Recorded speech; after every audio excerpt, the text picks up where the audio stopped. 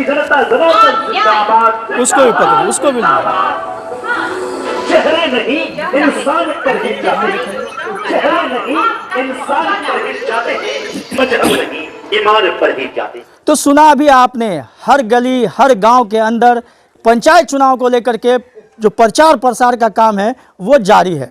इस वक्त हम मौजूद हैं केवटी प्रखंड के रजौरा पंचायत के रजौरा गांव में।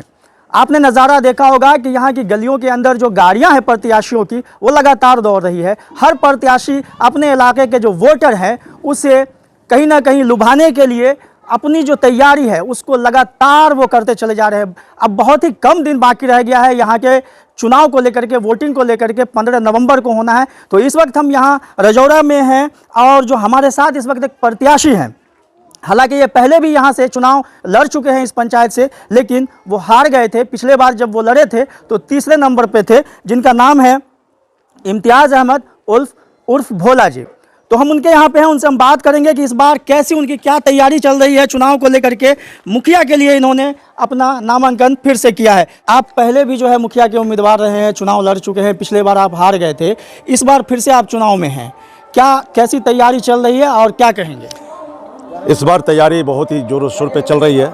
लोगों का जोश जो है परिवर्तन की ओर है और हमें उम्मीद है कि इस बार इंशाल्लाह परिवर्तन होगा, क्योंकि परिवर्तन के लिए इसलिए जोर है कि लगभग 40 साल से 45 साल से एक ही परिवार में जो है हमेशा मुखिया रहा है और अभी जो मुखिया है श्री इफ्तिखार अहमद वो कंटिन्यू 13 साल से मुखिया है और इसलिए कहा गया है कि 13 साल का है धोखा, इस बार है भोला भाई का मौका।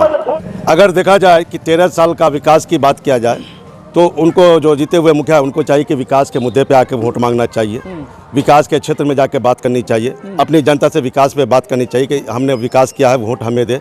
लेकिन वो इस बार विकास पे बात नहीं कर रहे हैं, ऐसी बातें कर रहे हैं जो बहकाने वाली बातें हो रही है जिसको कहने के लायक नहीं है।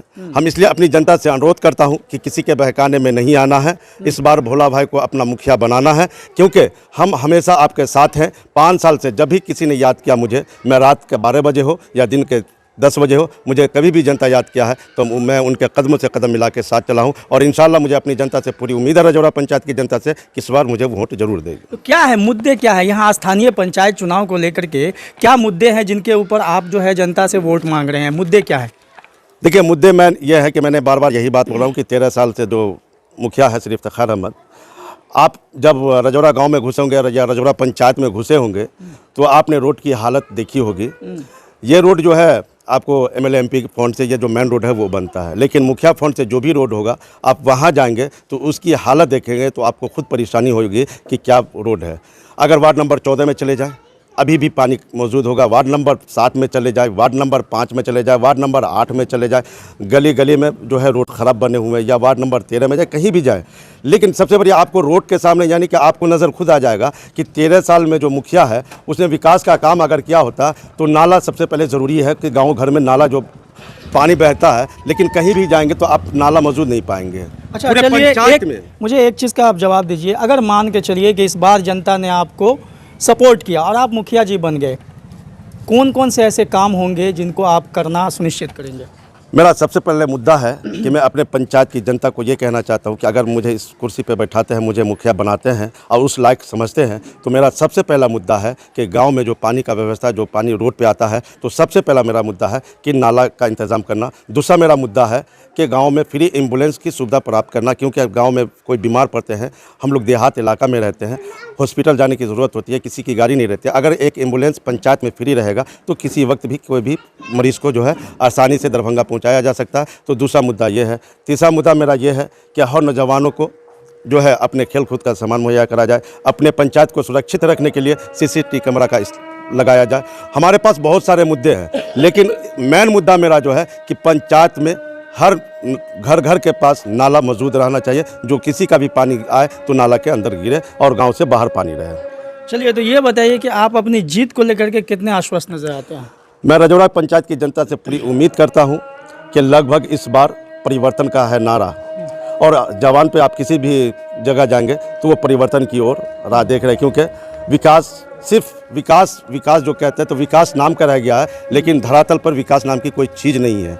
इसलिए इस बार लोगों का मिजाज बन चुका है कि हम परिवर्तन की ओर जा रहे हैं, और मुझे उम्मीद है कि उसमें सबसे पहला नारा मेरा है कि मैं परिवर्तन की रेस में सबसे नंबर 1 पे चल रहा हूं, और इंशाल्लाह मुझे पूरी आवाम से उम्मीद है कि इस बार मुखिया ज़रूर बनाएगी। तो इसीलिए मैं 2 स्लोगन सुना देता हूं कि ए दिल अवे दिल क्यों रोता है तू उसे याद करके, वो तो चले गए रजौरा पंचायत को बर्बाद करके, वो न हिंदू के हैं न मुस्लिम के हैं, क्या करोगे उसके दर पे फरियाद करके। भोला भाई को याद कीजिए, इंशाल्लाह आपके कदमों से कदम मिला के साथ में रहेंगे। चलिए, हमसे बात करने के लिए बहुत बहुत शुक्रिया। बहुत बहुत शुक्रिया आपका। तो ये अभी आपने देखा, ये प्रत्याशी थे इम्तियाज़ अहमद उर्फ भोला जी, जिनसे अभी हम बात कर रहे थे। मुखिया पद के लिए ये प्रत्याशी हैं। दूसरी बार रजौरा पंचायत से उन्होंने नामांकन किया है। पिछली बार ये चुनाव हार गए थे, तीसरे नंबर पे थे। इस बार इन्होंने फिर से चुनाव के लिए जो है मैदान में उतर चुके हैं। क्या कुछ कहा आपने भी सुना, क्या इनके मुद्दे थे चुनाव में उतरने के, वो भी आपने सुना। इनका मानना है कि पिछले लंबे अरसे से इस पंचायत में जो विकास होना चाहिए था वो विकास नहीं हुआ, इनका ऐसा दावा है। हालांकि सही बात हम जनता से पूछेंगे और जनता बताएगी कि यहाँ पे कितना विकास हुआ। अब रहा कि इनका कहना है कि इन्हीं मुद्दों पे हम चुनाव लड़ रहे हैं और अपनी जीत को वो बिल्कुल पक्की बताते हैं। तो फिलहाल के लिए इतना ही। इस वीडियो को लाइक करें, हमारे चैनल को सब्सक्राइब करें और बेल आइकन जरूर प्रेस करें